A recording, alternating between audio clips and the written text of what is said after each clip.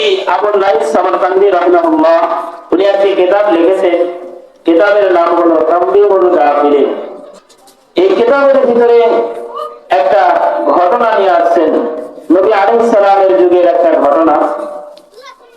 হযরত ওমর রাদিয়াল্লাহু তাআলা রাস্তা দিয়ে হেঁটে হেঁটে চলে যাচ্ছেন নবীজির দরবারে, নবী আলাইহিস সালামের সাথে সাক্ষাৎ করার জন্য। রাস্তার মধ্যে দেখতেছেন একজন যুবক হাউমাউ করে কান্না করতেছে। ওমর রাদিয়াল্লাহু তাআলা জিজ্ঞেস করলেন, ও যুবক, তুমি কেন করে কান্না করো? যুবক এবার উত্তর করতেছে, হযরত, আমি অনেক বড় গুনাহ করেছি, এই গুনাহর কারণে আর কান্না করতেছি। কিছু কান্না আছে দেখবেন, যে কান্না দেখলে নিজেরও কান্না আসে, ঠিক কিনা? তো ওমর রাদিয়াল্লাহু তাআলা তার কান্না দেখে নিজেও কান্না করতেছে। কান্না করতে করতে নবীজির দরবারে উপস্থিত হলেন। নবীজি জিজ্ঞেস করলেন, ওমর, আপনি কেন কান্না করেন? ওমর রাদিয়াল্লাহু তাআলা বললেন, ইয়া রাসূলুল্লাহ, রাস্তায় আমি একজন যুবককে কান্না করতে দেখেছি, তার কান্না দেখে আমার কান্না এসেছে। নবীজি বললেন, তাকে ডাকো, আমার দরবারে নিয়ে আসো। যুবককে নবীজির দরবারে উপস্থিত করা হলো।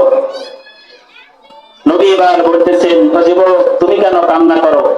যুবক উত্তর করতেছে, ইয়া রাসূলুল্লাহ, আমি অনেক বড় গুনাহ করছি, এই গুনাহর কথা স্মরণ করে আমি কান্না করতেছি। সম্মানিত হাজিরিন, দেখেন তওবা করে বলে। রাসূল বললেন, ও যুবক, তুমি যে গুনাহ করেছো, তোমার গুনাহ বড় না আল্লাহর আরশ বড়? যুবক বলতেছে, ইয়া রাসূলুল্লাহ, আমার গুনাহ বড়। রাসূল জিজ্ঞেস করলেন, ও যুবক, তুমি যে গুনাহ করেছো, তোমার গুনাহ বড় নাকি আল্লাহ তাআলার কুরসি বড়? যুবক বলতেছে, ইয়া রাসূলুল্লাহ, আমার গুনাহ বড়। নবী জিজ্ঞেস করলেন, যুবক, তুমি কি গুনাহ করেছো? আল্লাহ তাআলার সাথে শিরক করেছো কিনা? যুবক বলতেছে, ইয়া রাসূলুল্লাহ, শিরক করি নাই, এর চেয়ে বড় গুনাহ করেছি। নবী বললেন, এর চেয়ে বড় গুনাহ কি হতে পারে? তুমি কি কাউকে অন্যায়ভাবে হত্যা করেছো কিনা? যুবক উত্তর করতেছে, ইয়া রাসূলুল্লাহ, কাউকে অন্যায়ভাবে আমি হত্যা করি নাই। তাহলে তুমি কি গুনাহ করেছো যুবক, বলো। যুবক এবার বলতেছে, ইয়া হাবিবাল্লাহ, আমি একজন পেশাদার কাফন চোর। মানুষকে যখন কবরস্থ করা হয়, মানুষকে যখন কবরের মধ্যে দাফন করা হয়, ওই সময় রাত্রের অন্ধকারে মানুষ যেন না দেখে, এমন সময় আমি ওই মুর্দার শরীর থেকে কাফনটা খুলে ওই কাফনটারে পরিষ্কার করে পরের দিন আমি মদিনার বাজারে বিক্রি করে আমার জীবিকা নির্বাহ করি। ইয়া রাসূলুল্লাহ, আমি হলাম একজন পেশাদার কাফন চোর। রাসূল বললেন, তাহলে তো তুমি অবশ্যই বড় গুনাহ করেছো। যুবক উত্তর করে, ইয়া রাসূলুল্লাহ, এর চেয়ে বড় মারাত্মক গুনাহ আমি করে ফেলেছি। কি গুনাহ? কি গুনাহ? রাসূলকে বলা হলো, ইয়া রাসূলুল্লাহ, গতকালকে একজন মদিনার একজন যুবতীকে কবরস্থ করা হয়। মদিনার একজন যুবতী মারা যায়, তাকে কবরস্থ করা হয়। কবরস্থ করার পর রাত্রে বেলা আমি কাফন চুরি করার জন্য কবরস্থানে চলে যাই। কবরস্থানে যাওয়ার পরে যখন আমি যুবতীর শরীর থেকে ওই কাফনটা খুলে ফেলি, খুলে ফেলার পরে এই যুবতীর লাবণ্যতা দেখে আমার অন্তরের মধ্যে গুনাহের খায়ের চলে আসে। ইয়া রাসূলুল্লাহ, আমি ওই যুবতীর সাথে জিনা করে ফেলেছি, নাউযুবিল্লাহ। এই কথা বলার পরে রাসূল বললেন, তারপরে কি করেছো? যুবক এবার বলতেছে, ইয়া রাসূলুল্লাহ, ওই যুবতীর সাথে আমি জিনা করার পরে কবরস্থান থেকে যখন আমি চলে আসি, আসার সময় একটা আওয়াজ আমি শুনতে পাই, যেন ওই যুবতীর কণ্ঠ থেকে আওয়াজটা ভেসে আসতেছে। যুবতী ডাক দিয়ে বলতেছে, আরে যুবক, তুই আজকে আমাকে এই কবরস্থানের মধ্যে শত শত মানুষের মধ্যে আমাকে উলঙ্গ করে ফেললি রে যুবক। ওরে যুবক, তুই আমাকে হাসরের ময়দানে নাপাক অবস্থায় উঠতে তুই বাধ্য করলি রে যুবক। এই আওয়াজ যখন আমি শুনতে পারলাম, ইয়া রাসূলুল্লাহ, এই আওয়াজ শোনার পর অন্তরের ভিতরে কেমন যেন একটা ভয় কাজ করতেছে। ইয়া রাসূলুল্লাহ,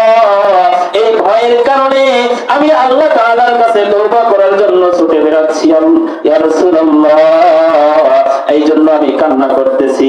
এই ঘটনা শোনার পরে রাসূল বললেন, ওরে যুবক, তাহলে তো তুমি অবশ্যই বড় গুনাহ করেছো।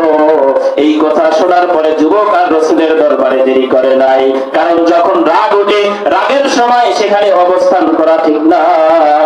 রাগের সময় সেখান থেকে অন্যত্রে যাওয়াই হলো বুদ্ধিমানের কাজ। কথা বলেন ঠিক কিনা?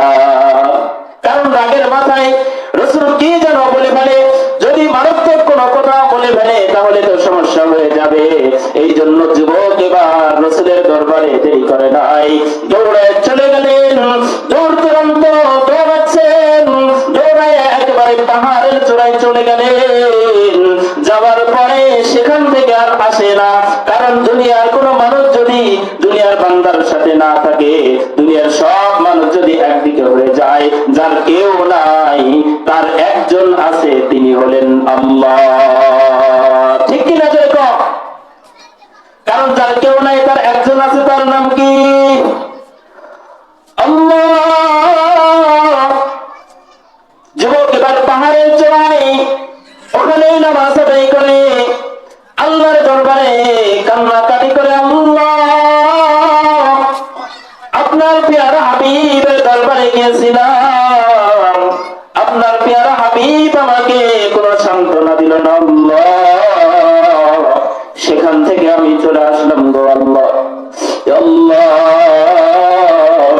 আপনি ছাড়া আর কেউ নাই, আমাকে ক্ষমা করার জন্য আর কেউ নাই। রাসূল আকরাম সাল্লাল্লাহু আলাইহি সাল্লাম সাইয়্যিদুল ইস্তিগফারের মধ্যে সুন্দর করে করে আল্লাহ তাআলার কাছে তওবা করার জন্য বাক্যগুলো শিখে দিয়েছেন। সাইয়্যিদুল ইস্তিগফারের মধ্যে আছে, খলাকতানি ওয়া আনা আবদু, আল্লাহ, আপনি আমাকে সৃষ্টি করেছেন, আমি আপনার বান্দা। একজন বান্দা গুনাহ করার পরে আল্লাহ তাআলার দরবারে যখন বলে, আল্লাহ, আপনি আমাকে সৃষ্টি করেছেন, আপনি আমাকে দুনিয়াতে প্রেরণ করেছেন, আল্লাহ, আমি গুনাহ করেছি, আপনি আমাকে ক্ষমা করে দেন। এমন মায়া আর মধুর কণ্ঠে যখন আল্লাহ তাআলার দরবারে কান্না করতে থাকে, এই কান্না আল্লাহ তাআলা ফেরত পাঠায় না, এই কান্না আল্লাহর দরবারে কবুল হয়ে যায়। হাদিসের মধ্যে আছে, একজন বান্দা গুনাহ ভয়ে, আল্লাহ তাআলার ভয়ে যদি কান্না করে ফেলে, এই কান্না এত দামি, এই কান্না এত দামি, এই চোখের পানি এত দামি, এত দামি, কিয়ামতের ময়দানে আল্লাহর ভয়ে বের হওয়া এক ফোঁটা অশ্রু জাহান্নামের আগুন নিভাইয়া দেওয়ার জন্য যথেষ্ট হয়ে যায়। আল্লাহু আকবার।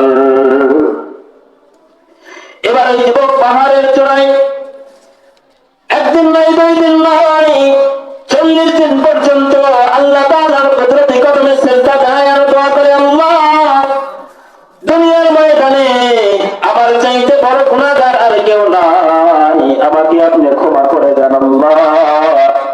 এই দোয়া যখন করতে থাকি, 40 দিন পর আল্লাহ রাসূল সাল্লাল্লাহু আলাইহি সাল্লামের কাছে জিবরাইল আলাইহিস সালাতু ওয়াস সালাম অবতীর্ণ করেন। জোরে বলেন আল্লাহু আকবার। জিবরাইল আলাইহিস সালাতু ওয়াস সালাম আসলেন। আসার পরে নবীকে জিজ্ঞেস করলেন, ইয়া রাসূলুল্লাহ,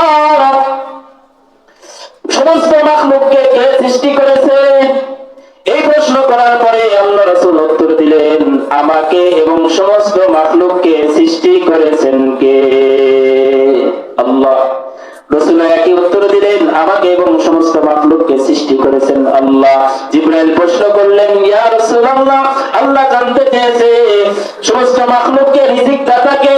রাসূল বললেন, সমস্ত মাখলুকের রিজিক দাতা একমাত্র আল্লাহ। এরপরে জিবরাইল জিজ্ঞেস করলেন, ইয়া রাসূলুল্লাহ, সমস্ত মাখলুককে maaf করনে ওয়ালা কে? রাসূলের আর জানার বাকি নাই।